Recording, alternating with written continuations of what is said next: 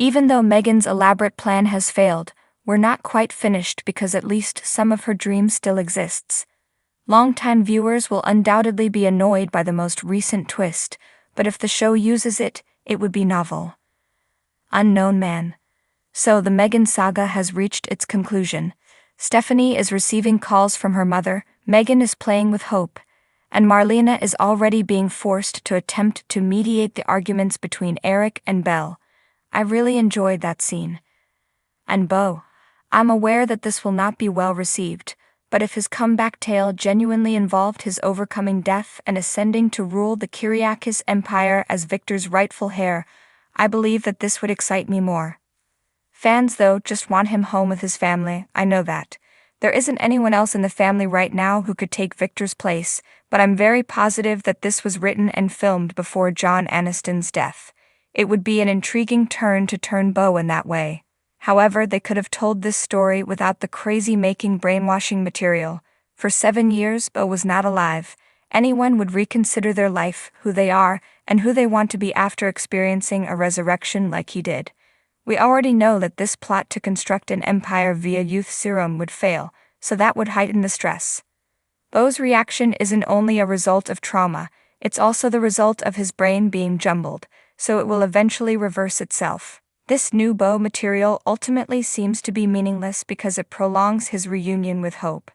That being said, is it just me, or am I kind of rooting for a Beau/Steve fight? A mystery in Salem?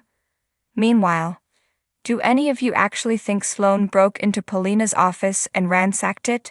What are they looking for if nothing was taken? It's such a clumsy move. However, the cutout note gives it the impression that it was more intended to terrorize than anything else. If so, it succeeded in its goal.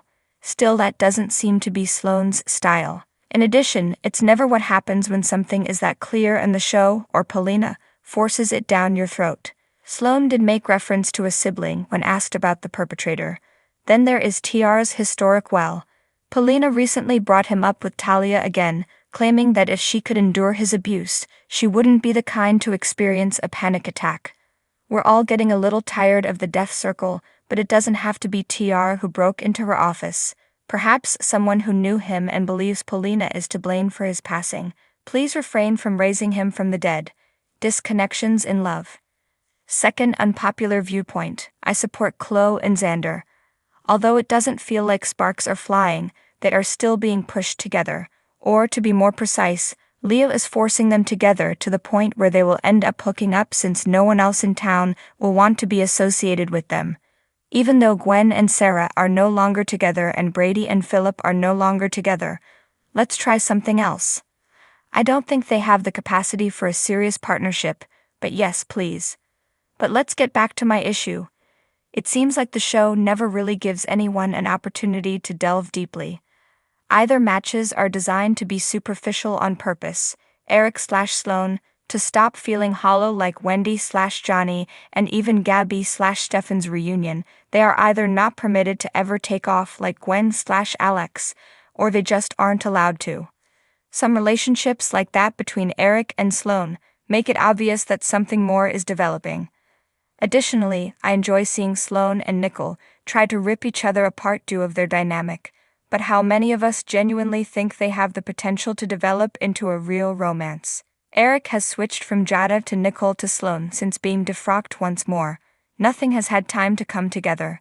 Why do we assume anything different in this case? Regarding Wendy and Johnny, can someone please explain to me why they are still together? Anyone?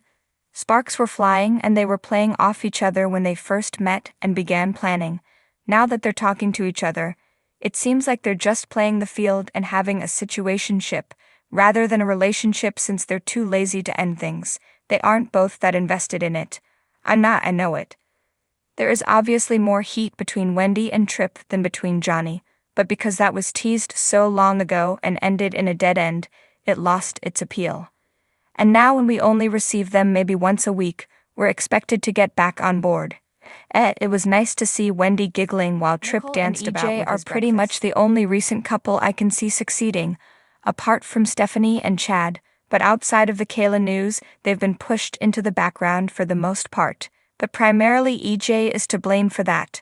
She is not his end goal because Sami won't ever return, at least not permanently.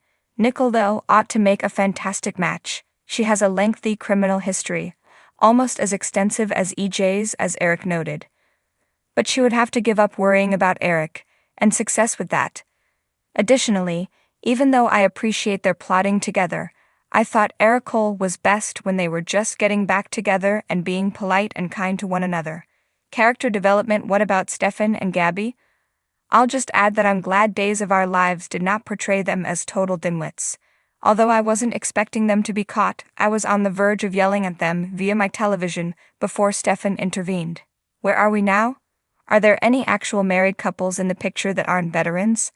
Are there any combinations that we genuinely believe will work, or are they just thrown together to pass the time?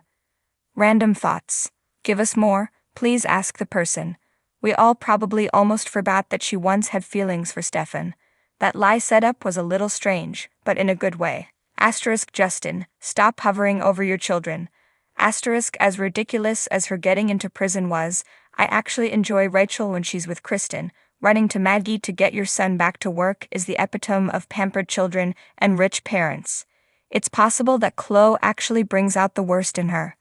Did anyone else find Kayla's remark that she spent the better part of the day driving funny? We have all seen the aerial photograph of the island. Even one day wouldn't be necessary to traverse it. I'm unsure about the ISA's power though. However, you can't suddenly hand down a sentence of 20 years in a state jail without the possibility of release without the person first being tried. That is not how it operates. Thanks for watching this video. Please subscribe to our channel, Daily Bulletin News, and stay with us.